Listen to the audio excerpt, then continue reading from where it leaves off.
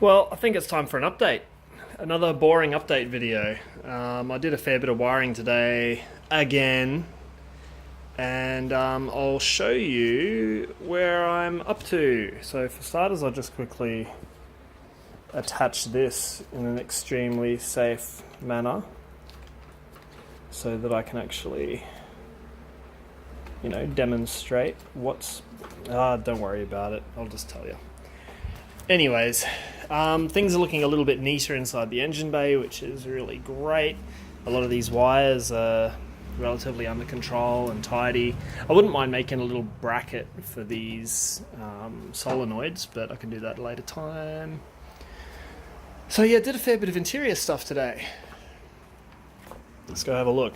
One thing I did do, my central locking is now working, and that all got hooked up. I now have the two door parcel trays and the speaker covers on both sides installed.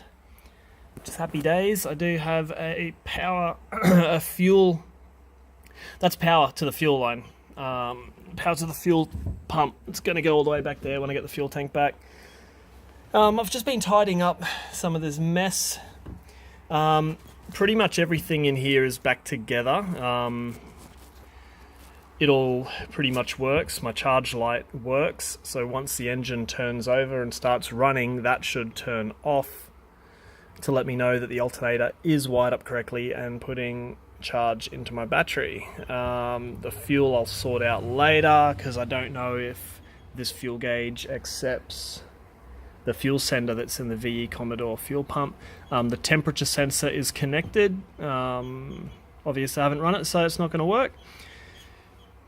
Tacho's on, rev meter, tacho is not connected right now, again because I think the tacho is not going to be understood by the ECU, but that's not the end of the world. I can just get a little tiny 2-inch tacho down here. Again, I'll work that out later. Horn works, indicators work, my windscreen wiper, washing me things work. This here is my check engine light, which I'm going to actually plug up a little light somewhere in the dash. I've got this little hole here that's not being used. I don't know what this is for. Maybe I'll use that. But any hooties, it's going to be a light that's connected to a switch. I don't want it running all the time because apparently over a certain speed, because there's no speed sensor connected, given it's in an old car, apparently it throws out a check engine light over like 110 k's an hour or something like that. So the previous owner just told me that he had this connected to a switch so that, when the car is idling or, not doing 100, he can turn the switch on and see if it's throwing any other codes. But for now, just leave it like that. So basically, yeah, everything's kind of a lot tidier than what it used to be. The fans now work. My panels now have air come out of them through the front and through the front demister, which is happy days. There it is up the front, all connected. The wiring all through the back. And the biggest thing that I've done today, which took a lot of time, is organising this footwell wiring. I still have to go and cover all this in its... Although it looks like a mess, it actually is pretty organised. I've got to wrap that up in some electrical tape. I've got all my relays bolted into the wall there, including the central locking control box. The only thing I need to do is plug the 12-volt wire into my constant 12-volt feed onto this line here, and that way I can unlock my car when everything's turned off. It does work, it does click and lock and everything, so I'm happy with that. There's my wonderful little key. This is the next job. This has to be replaced with any kind of fuse box that I'm going to mount up on this panel here, or maybe further back. I'll work that out. But yeah, this is an absolute hack job. This is what I've been fighting with as an example for the last few weeks, wiring like this. So all the wires up here are absolutely fine. They're nice and soft and they're pliable and there's no cracks in them, but from about my fingers down, it's absolutely wrecked. So I'm going to be, at some point, making a new fuse box for this and wiring it up nice and neatly so it doesn't look like a fire hazard, because at the moment I think it is. So yeah, everything's just a bit more neater and tidier. Sorry, just gotta get in the car here. Another big step for me was the hood liner. Got the suede hood liner in. It tucks into this front rubber piece, rubber mold for the front windshield. There's this little lip that grabs the front edge of the hood liner. I've got all of my little pieces cut out there for the sun visors. The wires here for the interior lights and the switch for the interior lights. It's not a perfect job. There's a couple little wrinkles in it there. Pretty much because this is flapping down at the moment. When that's actually pinned up, these little tiny wrinkles pretty much disappear. But yeah, I've got my little black holy panels on there just to keep them safe. I painted them black, just a quick job. That'll do for now. I need to get some pinch weld and go around my door frames here and go up underneath this sill.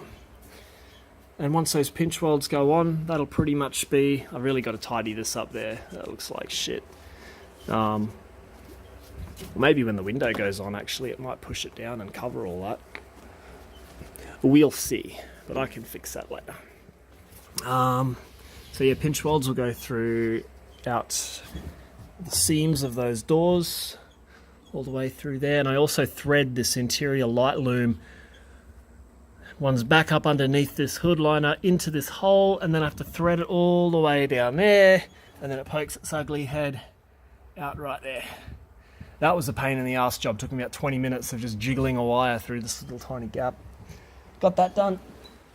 A few other things. Seatbelts are in just to make sure that they're all there, and they all work really well, which is great. Well, yep, they work really well. They don't work. There we go. So that's all in place. Everything's kind of bolted into where it goes, which is great. Same with that side there. That's all in place.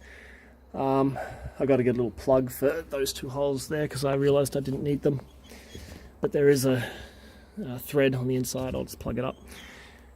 And yeah, just a bunch of neatening and tidying up and finding where things go. I put the center console in just so it sits there and it's out of the way. I'm pretty happy with the progress given I'm shit at wiring. But man, what a job. What a freaking job.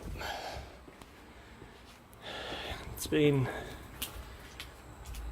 a few years of plodding along, but now I'm pulling my thumb out and getting it done.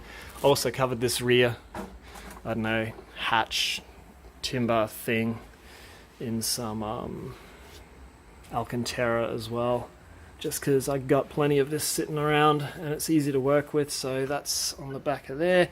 I'll probably do the whole interior from here back in normal vinyl just because it matches everything else at the moment, but I do like random pieces on the roof to be suede. I think it looks pretty cool.